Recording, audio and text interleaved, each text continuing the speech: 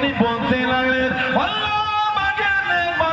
আমি একজন ব্যবসায়ী, রাস্তায় ডাকাতি হয়, আমার মালটা চুরি হয়ে যাবে, আমার মালটা ডাকাতি হয়ে যাবে, এই মালটা কি জিম্মায় আপনি রাখবেন? ডাকাতি খানা মিটে গেলে আবার এসে মালটাকে নিয়ে চলে যাব। আল্লাহর নবী হযরত ফুদাইল বিন আয়াজ রাহমাতুল্লাহ আলাইহি চোখের ইশারা করে দেন, ওই মালটাকে রেখে বার হয়ে গেলেন, ওই মালটাকে রেখে বার হয়ে গেলেন, কিছুটা দূরে গিয়ে লুকিয়ে গেল, ডাকাতি মিটে গেল, টুকটুক করে চলে আসলেন, তাঁবুর মধ্যে ঢুকে থাকেন, যারা চুরি করছিল তারা ঘিরে ওনাকে বসে আছে। বাংলায় প্রবাদ আছে, বাঘের কাছে ছাগল পাগল দিয়েছে, বাঘের কাছে ছাগল পাগল দিয়েছে। যারা চুরি করছিল ওরা ওনাকে ঘিরে বসে আছে। মনটা খারাপ হয়ে গেল, এত কষ্ট করে বিশ্বাস করে দিয়ে গেল, উনি টাকাতে সন্তান নেগে না চাইতে পানি হয়ে চলে যাবে। দাঁড়িয়ে ফুদাইল বিন আয়াজ চোখ করে, ওই মালটা, ওনার মালটা ফিরিয়ে দাও, ওনার মাল আমি নেবো। সুবহানাল্লাহ, ওনার মাল কেন? উনি যখন মালটা আমার কাছে জিম্মা দিচ্ছেন, আমি তখন নামাজ অবস্থায়, উনি আমাকে আল্লাহর নামাজি বান্দা, নেক বান্দা এই ভরসাই দিয়েছে, আল্লাহর ভালোবাসা আমাকে ভরসা করেছে, আমি ওনার মালটা নিতে পারবো। আমি জাকাত হলো উনি যে আমাকে আল্লাহকে ভালোবেসে আমাকে বিশ্বাস করে মাল দিয়েছে। কেন? আমি ইবাদত করছি না, ইবাদতের জন্য আমার কাছে মাল জিম্মা দিয়েছে, ওই মাল লোবো না, ওনার মালটা ওনাকে ফিরিয়ে দাও। জোরে বলে, আর কি জোরে বলা গেল না? হিদায়াতের নূর আল্লাহ অন্তরে দিয়ে দিলেন, হিদায়াতের নূর আল্লাহ ওনার মনের মধ্যে দিলেন। ফুদাইল বিন আয়াজ রাহমাতুল্লাহ, এত বড় আল্লাহ ওলি হয়ে গেছে। কিতাব এসেছে, বড় কাফেলা এক জায়গায় আশ্রয় নিচ্ছে, ফুদাইল বিন আয়াজ রাহমাতুল্লাহ আলাইহি উনি ডাকাতি করতে বার হলে, হযরত ফুদাইল বিন আয়াজ রাহমাতুল্লাহ আলাইহি ডাকাতির জন্য বার হলে, ডাকাতি হবে, ওই পাঁচির ডিঙ্গে ঢুকেছে, সব ঘুমন্ত অবস্থায় একটা হাফেজ জেগে আছে, ওই হাফেজকে তিলাওয়াত করছেন কোরআন শরীফ সূরা হাদীদ তিলাওয়াত করছেন। উনি যখন ঢুকছে তখন তিলাওয়াত করে সূরা হাদীদের 16 নম্বর আয়াত, আলাম ইয়ানিল লাযিনা আমানু আন তাখশা কুলুবুহুম লিযিকরিল্লাহ। সূরা হাদীদে 16 নম্বর আয়াত, আলাম ইয়ানিল লাযিনা আমানু আন তাখশা কুলুবুহুম লিযিকরিল্লাহ। এই আয়াত ওনার অন্তরে ধাক্কা দিয়ে দিল। এখনো কি ঈমানদারদের সময় আসলো না? এখনো কি মুমিনদের সময় হলো? কিসে? আল্লাহর ভালোবাসায়, আল্লাহর নাযিলকৃত জিনিসের উপরে। আজও কি নিজের মনটাকে বিনয়ী, নত ফিরিয়ে আনার আল্লাহর ভালোবাসায় মুমিনদের সময় হলো না? মানে মুমিনরা কি এখন আল্লাহকে ভালোবাসার সময় মুমিনদের জন্য আসলো না? অন্তরে ধাক্কা দেয়, তাহলে আমি তো মুমিন না, নামাজ পড়তে চুরি করতে। হাফেজের কাছে গিয়ে বলেন আরেকবার তিলাওয়াত করে, আরেকবার তিলাওয়াত, আরেকবার, ওখানে বসে বসে খালেজ দিলে, চোখ ভরা পানি দিলে তওবা করে দিলে। জোরে বলুন না, আর কি জোরে বলা গেল না? আলহামদুলিল্লাহ বললেন না? এই যে বসে আছে, জানেন আল্লাহ আমাদের তওবা সুযোগ দিয়েছে। উনি ডাকাত হলো এমন এক জায়গায় গিয়েছে, হাফেজ তিলাওয়াত করে ওই আয়াত আল্লাহ তওবার হিদায়াতে পরিবর্তনের জায়গা আল্লাহ বানিয়ে দিয়েছে। জলসায় বসে আছে, তেলাওয়াত হয়, ওয়াজ নসিহত, জানবেন এটা আল্লাহ আমাদের হিদায়াতের একটা জায়গা করেছে। কি হবে না আপনার? তবে আল্লাহ ভালোবেসেছেন বলেই কিন্তু বুঝতে পেরেছেন, আল্লাহ ভালোবেসেছেন বলেই কিন্তু আজকে আসতে পেরেছেন। না ভালোবাসতে হতো না। আমাদের জুবরাত আছে, আমরা আল্লাহর ইবাদত করব, আমাদের ক্ষমতা আছে, আমরা আল্লাহর ইবাদত করব না। ওই আল্লাহ আমাদের বিমার দেয় না, রোগ দেয় না, অন্য কোনো কাজে ব্যস্ত রাখে না, সব কাজ থেকে আল্লাহ আমাদের কাফেলা এসে বললে নতুন ডাকাতের সর্দার খোঁজে নাও, আমি আর আসতে গেছি তোমাদের সাথে, আমি আর সুবহানাল্লাহ, আমি আর ওই এক আয়াতে তওবার নূর আল্লাহ মিলিয়ে দিয়েছে, এক আয়াতে অন্তর পরিবর্তন হয়ে গেছে। আর আমি নাই নতুন ডাকাতের সর্দার খোঁজে। ওরা বলে কেন? আমি তওবা করি। ওনার সাথী সঙ্গীরা বললেন ডাকাতি করে একসাথে তওবাটা একা করলে হবে না, ডাকাতি যেমন একসাথে হয়েছে তওবাটা একসাথেই হবে। জোরে বলুন সুবহানাল্লাহ। গোটা কাফেলা তওবা করে বল আলহামদুলিল্লাহ, ভালো হয়ে গেল। তবে উনি রাস্তায় বসা বন্ধ করতেন না, অনেক তাবু থাকতো, সব ব্যবসায়ীরা ব্যবসায়ী আগে এখানে তো ভিন্ন রকম সিস্টেম, এখন তো সব সুযোগ সুবিধা কত বেশি। আপনি ওই আমাদের ভাঙড়ের ওই দিক থেকে কতপুর ওই দিক থেকে কেউ যদি ভ্যানে করে সবজি বিক্রি করতে আপনাদের এই এর উপর থেকে যদি যায় না, কি বলে লাউহাটির দিকে যায়, রাজাঘাটের দিকে যায়, একটু অনন্তপুর বাজারে এসে দাঁড়িয়ে কি এটা স্ট্যান্ড বলা হয়, একটা অধিককাল কিছুক্ষণ বসে রেস্ট জিরিয়ে আগেকার এটা তো লং সফর ছিল, ঘোড়ার পিঠে উটের পিঠে সফর হতো। ওই কিছু কিছু জায়গায় রাত যাত্রার জন্য দল পেলে এক জায়গায় থাকতে, ওই তাবু ওতে ফুদাইল বিন আইয়াজ বসে থাকবে, ওরা নিজের আলোচনা করে এই এরিয়া সকাল হওয়ার আগে পার হয়ে যেতে হবে, জানো কার এরিয়া? ফুদাইল বিন আইয়াজ। একটাও মাল ঘরে যাবে, একটাও মাল পাবে না, বড় টাকা সব চুরি করে দেবে। শুনতে না বসে বসে সব বলা মিটে গেলে টুক টুক টুক টুক করে দাঁড়িয়ে চোখ ভরা পানি দিয়ে বলতে, আমি ফুদাইল বিন আইয়াজ। কি তওবা করে ফেলেছে, চোখ ভরা পানি দিয়ে বলতে, আমি ফুদাইল বিন আইয়াজ, আমি আর ডাকাতি করি না, আমি ভালো হয়ে গেছি, আমি খালেস আল্লাহর কাছে তওবা করে নিয়েছি, তোমরা আর ভয় কেউ না, তোমরা তোমাদের নির্দ্বিধায় ব্যবসা করো, আমি ফুদাইল বিন আইয়াজ, আমি আর ডাকাতি করি না, আমি এখন ভালো হয়ে গেছি। বলুন না সুবহানাল্লাহ, যদি বলেন না সুবহানাল্লাহ। এত ভালো হয়ে গেছে উনি, ওনার সোহবতে এসে বসে থাকতেন ইমাম শাফি রাহমাতুল্লাহ, চার ইমামের এক ইমাম হযরতে ইমাম শাফি রাহমাতুল্লাহ। ফুদাইল বিন আইয়াজ এত বড় ওলি হয়ে গেছে, ওনার বৈঠকে এসে বসে থাকতেন ইমাম শাফি রাহমাতুল্লাহ। ভেবে দেখেন কত বড় ওলি হয়েছে, চার ইমামের এক ইমাম ওনার সোহবত থেকে সময় কাটাচ্ছে। আমার কাছে গিয়ে বসতে আমিরুল মুমিনিন ফিল হাদিস, হাদিসের বড় ইমাম হযরত আব্দুল্লাহ ইবনে মুবারক রাহমাতুল্লাহ, ওনার কাছে গিয়ে বসে থাকতেন। বলুন না সুবহানাল্লাহ। ইমাম শাফি হুজুরের কাছে বসতেন ইমাম আহমদ ইবনে হাম্বল। ইমাম আহমদ ইবনে হাম্বলের জীবনে পড়লে আপনার গুনাহ ফেটে যাবে। জানাকাল্লাহ 10 লক্ষ খালি হাদিসের হাফেজ করেছে। বলুন না সুবহানাল্লাহ। 10 লক্ষ হাদিস, এই 10 লক্ষ হাদিস মুখস্থ করতে গেলে কত লক্ষ হাদিস উনি জোগাড় করেছে।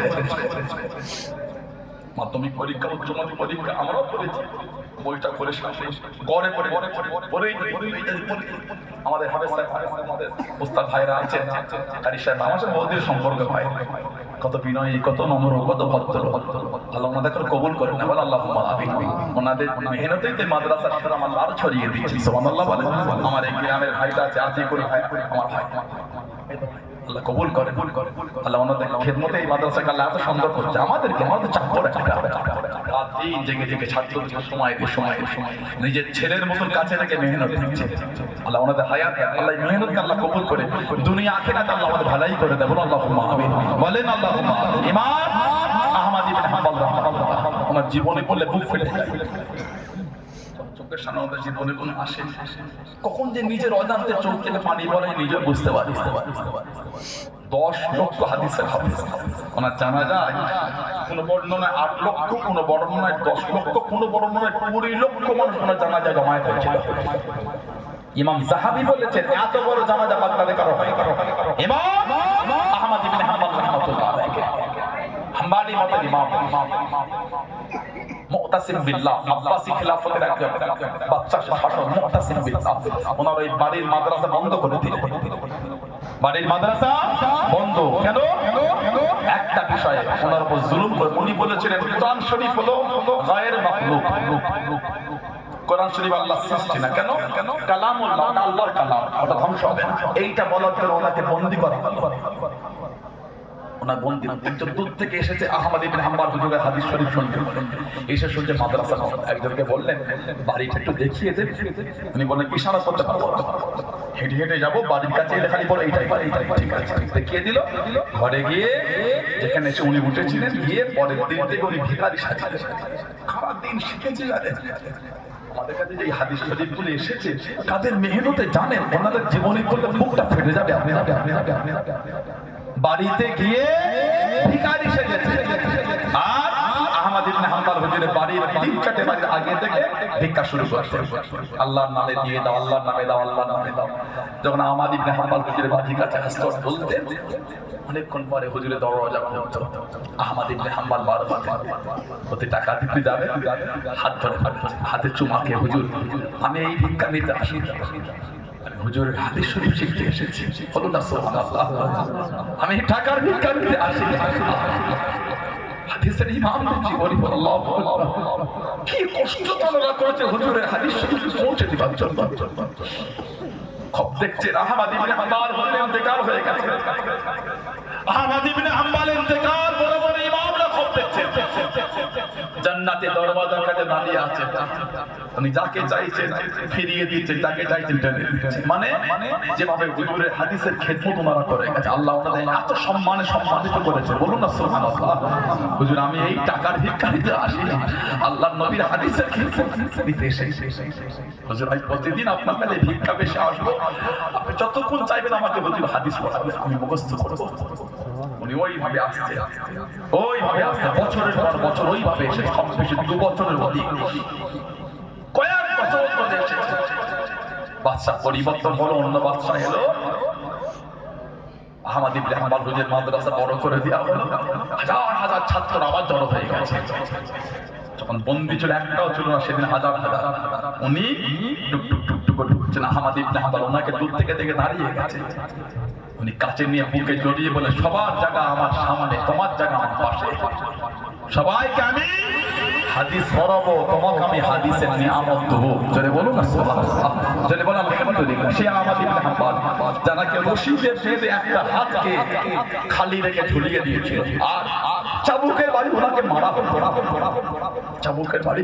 আহমদ ইবনে হাম্বল 4 ইমামের এক ইমাম, যেন সিনাত আল্লাহ, যেন অন্তরটাকে আল্লাহ কবুল করে হুজুরের 10 লক্ষ হাদিস রাখার আল্লাহ জায়গা করে দেয়। এত অন্তরকে আল্লাহ পছন্দ করেছে, ওনার অন্তর আল্লাহ এত ভালোবেসেছে। আল্লাহ আমার অন্তরটা পছন্দ করেন 30 পারা কোরআন রাখার জন্য, এটার অন্তরটা পছন্দ করেছে, আমার অন্তর আল্লাহ পছন্দ করেছে। আমি একজন হাফেজ হতে পারি, আল্লাহ এই ভাইয়ের অন্তর পছন্দ করেছে। যে হাফেজ তিনি জানবেন আমার দিলটাকে আল্লাহ পছন্দ করেছেন বলে আল্লাহ ওই যোগ্যতা আল্লাহ তাকে দিয়েছেন। সুবহানাল্লাহ বললেন না? আল্লাহ যে সম্মান দেয়, আল্লাহ ওনাকে ওই জন্য পছন্দ করেছেন বলে দিয়েছে। ওনার তেল, ওনার হৃদয়, ওনার অন্তর আল্লাহ এত ভালোবেসেছে, ওনার তেলের মধ্যে আল্লাহ 30 পারা কোরআনের নূর আল্লাহ জমা করে দিয়েছে। এই যে আমাদের ভাইগুলো হাফেজ হচ্ছে, ওদের অন্তর আল্লাহ পছন্দ করেছে, বলুন না সুবহানাল্লাহ। আল্লাহ ভালো না বাসলে তো নিয়ামত হবে, আল্লাহ পছন্দ করে নিয়ামত হবে বলে মনে হয় আপনার। আহমদ ইবনে হাম্বল হুজুর ওই চাবুকের বাড়ি মারতো, কেন? উনি যেন ওনার কথাটাকে রদ করে, জেলে বন্দী ছিলেন, সারাদিন ওই জাল্লাতদের লোকেদের চাবুকের বাড়ি পিটাতো। আর তার তীরে দেখতেন আহমদ ইবনে হাম্বল ওই রক্ত গড়াচ্ছে, শরীরে ফেটে চামড়া ফেটে, ওই অবস্থায় কেঁপে কেঁপে কেঁপে কেঁপে হুজুর দাঁড়িয়ে দাঁড়িয়ে রাতের রাত ঘন্টার পর ঘন্টা নামাজ পড়তেন। মাঝে মাঝে যখন দাঁড়াতে পারতেন না, দেয়াল হেলান দিয়ে থাকতেন, নামাজ ছাড়তেন। বলুন না সুবহানাল্লাহ। ওই জাল্লাদরা দেখতো আর কাঁদতো, কেন? যে যাকে দিনের বেলা চাবুকের বাড়ি মারি, সেই রাত্রির বেলা আবার আমাদের জন্য দোয়া চায়, যাকে মারি সেই দোয়া চায়। কিছু কিছু জেলের মধ্যে বন্দীরা হুজুরের এই ব্যবহার থেকে, হুজুরের হাত ধরে জেলের মধ্যে ইমানে কলেমা পড়ে মুসলমান। বলুন না সুবহানাল্লাহ। আহমদ ইবনে হাম্বল হুজুরকে আনা হলো, আবুল হাশিম বলে আসলেন। আবুল হাশিম বড় পালোয়ান, শক্তিশালী, ডাকাত ছিল আবুল হাশিম। আহমদ ইবনে হাম্বল ইন্তেকালের আগে পর্যন্ত দোয়া করতেন, আল্লাহ আবুল হাশিমকে আপনি মাফ করে দেন, আল্লাহ আবুল হাশিমকে মাফ করে দেন। ওনার ছেলে বলেছিলেন, আব্বা এই আবুল হাশিমটাকে জীবন আপনার মজলিসের মধ্যে দেখে রেখে। আহমদ ইবনে হাম্বল হুজুরের চোখ দিয়ে মানে ঝরঝর ঝরছে। আবুল হাশিম আমাকে যখন করা হয়েছিল চাবুক, দুজন মিলে মানে একজন এত জোর চাবুক মারতো, হুজুর কষ্টে বেহুশ হয়ে যেত, আর একজন মারতো না, পাশে দাঁড়িয়ে থাকে, হুজুরের জ্ঞান ফিরলে মারতো। কেন? বেহুশ অবস্থায় মারলে তো কষ্টটা বুঝতে পারবে। এত জোর মারতো বেহুশ হয়ে যেত। ওই জ্ঞান হারা অবস্থায় মারতো না কেন? তাহলে তো ওই মারের কষ্ট বুঝবে না। ওই জন্য জ্ঞান ফিরলে আবার মারতো, আবার বেহুশ হয়ে যেত। আবুল হাশেম হুজুরের কাছে দাঁড়িয়েছে, এই আহমদ ইবনে হাম্বল, বাদশার হুকুম, আপনাকে তো মারতেই হবে। তবে আমি আবুল হাশেম, আমি জীবনে 18,000 মার খেয়েছি। কেন জানেন? আমি টাকা, আমি দস্যু, আমি চুরি করতাম, শয়তানের জন্য মার খেয়েছি। হুজুর, আমি 18,000 জীবনে চাবুকের মার খেয়েছি শয়তানের জন্য। হুজুর, আজকে আপনাকে মারছি, আপনি মারটা শয়তানের জন্য খাচ্ছেন না, রহমানের জন্য খাচ্ছেন। সুবহানাল্লাহ বলেন। আমি 18,000 মার শয়তানের জন্য খেয়েছি, আর আপনি আজকে মারটা শয়তানের জন্য না, রহমানের জন্য খাচ্ছেন। যেন আমি 18,000 মার যদি শয়তানের জন্য খেয়ে সবর করতে পারি, যে আপনি রহমানের জন্য মারকে সবর করতে পারবেন। ইমাম আহমদ ইবনে হাম্বল বলেছেন যে এই কথাটা আমাকে এত শক্ত করে দিয়েছিল, এত কঠোর হয়ে গেছে। ও 18,000 মারকে শয়তানের জন্য সবর করতে পেরেছে।